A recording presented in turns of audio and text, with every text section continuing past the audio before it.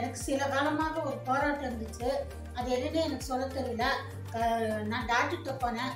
எனக்கு போகும்போது ஹார்ட் ப்ராப்ளமும், கை காலில் இருந்து மூஞ்சி மட்டும் ஒரே வீக்கமாக இருந்துச்சு. அப்போ டாக்டர் வந்து உனக்கு ஒரு ப்ராப்ளமும் இல்லை, நல்லாயிடுச்சு அப்படின்னாங்க. அப்புறம் ஒரு நாள் எனக்கு ஒரு பயம் இருந்துச்சு, அடி வயிற்றுலேருந்து ஒரு பயம் இருந்துச்சு.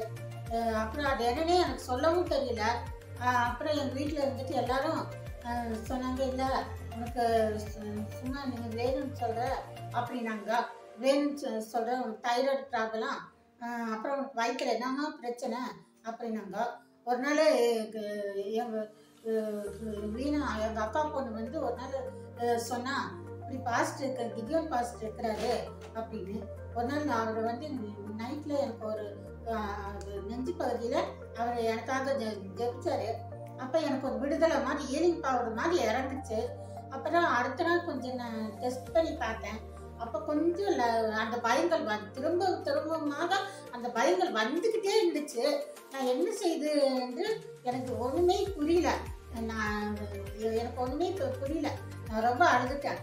அப்புறம் திரும்பவும் எங்கள் வீணா கிதியோன் பாஸ்ட் இருக்கிறாரு, அவரை நான் உங்கள் வீட்டுக்கு அனுப்பி வைக்கிறேன் அப்படின்னு அவர் வந்து ஒரே நாளில் எனக்கு ப்ரேயர் பண்ணாரு. அந்த நிமிஷமே எனக்கு விடுதலை ஆயிடுச்சு. கிதியோன் பாஸ்டுக்காகவும் கர்த்தருக்கும் நன்றி செலுத்துகிறேன், வீணாக்காகவும் நன்றி செலுத்துகிறேன். அதுக்காக நீங்கள் எல்லாரும் எனக்காக ஜெபிங்க. என் பெயர் ருக்மணி.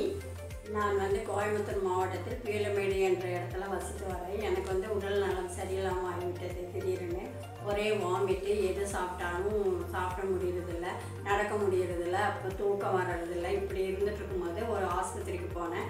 டாக்டருங்க சொன்னாங்க என்னென்ன கண்டுபிடிக்க முடியல. ஒரு சமயம் இந்த மாத்திரையை சாப்பிட்டுட்டு டெஸ்ட் எடுத்துகிட்டு வாங்க, ஆனால் கிட்னி ஃபெயிலியராக இருக்கும் போல தெரியுது அப்படின்னு சொன்னாங்க.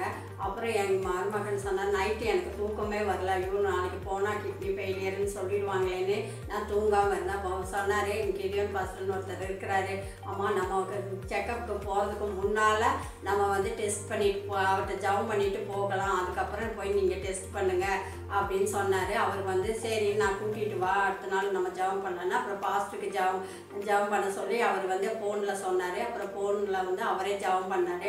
அன்றைக்கி நைட்டு கொஞ்சம் தூக்கம் வந்தது. அப்புறம் காலையில் எழுந்திரிச்சு போகும்போது டாக்டர்கிட்ட போகும்போது டாக்டர் செக்கப்லாம் பண்ணிவிட்டு ஒன்றுமே இல்லை, நல்லா இருக்கிறீங்க, நல்லா சாப்பிடுங்க, ஆனாக்கா வந்து மட்டன் சிக்கனெல்லாம் எடுக்கக்கூடாதுன்னு சொல்லிட்டாங்க. அப்புறம் அடுத்தது வந்து பாஸ்டர் வீட்டுக்கே வந்து மறுபடியும் ஜெபம் பண்ணார்.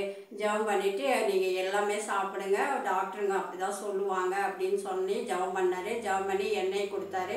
எண்ணெயை வந்து தண்ணியில் கலக்கி குடிங்க, உங்களுக்கு ஒன்றுமே இல்லை, நீங்கள் மனசு தான் அப்படி உங்களுக்கு தோணுது, வேறு எந்த சீக்கும் இல்லை அப்படின்னு சொல்லிட்டாரு. அப்புறம் அதே மாதிரி செக்கப்புக்கு போயிட்டு ஒன்றும் இல்லாதனால முதலாவது வந்து கடவுளுக்கு நன்றி செலுத்துகிறேன். ரெண்டாவது வந்து என் மருமகன் பாபுக்காக நன்றி செலுத்துகிறேன். ஏன்னா அவர் கிதியோன் பாஸ்டர் தெரிஞ்செடுத்து எனக்கு வீட்டுக்கு கூட்டிகிட்டு வந்து ஜெபம் பண்ண வச்சார். அவர் ஜெபம் பண்ணதுலேருந்து எனக்கு இந்நாள் வரைக்கும் நான் நல்லா நடக்கிறேன், நல்லா புஷ்டியாக இருக்கிறேன். அதனால் இதே மாதிரி யாருக்கையாவது உடம்பு சரியில்லைன்னா அவர்கிட்ட வந்து ஜெபம் பண்ணுங்கள், நல்லா ஆயிடும். எனக்கு இப்போ விசுவாசம் இருக்குது. அதே மாதிரி எங்கள் தங்கச்சிக்கும் கொஞ்சம் உடம்பு சரியில்லாமல் ஆச்சு. அப்புறம் கிதியோன் பாஸ்டர் தான் அவங்க வீட்டுக்கு வர சொல்லி, அவர் குன்னூரில் இருக்கிறாங்க, வீட்டுக்கு வர சொல்லி ஜெபம் பண்ணாங்க. ஒரே நாளில் நல்லா ஆயிடுச்சு. அதனால் முதலாவது வந்து கடவுளுக்கு நன்றி, ரெண்டாவது வந்து பாபுக்கு நன்றி செலுத்துகிறேன், மூணாவது கிதியோன் பாஸ்டருக்கு நன்றி செலுத்துகிறேன். ஆண்டவரை மகிமைப்படுத்துகிறேன். இயேசுவின் நாமத்தில் சாட்சியை முடிக்கிறேன்.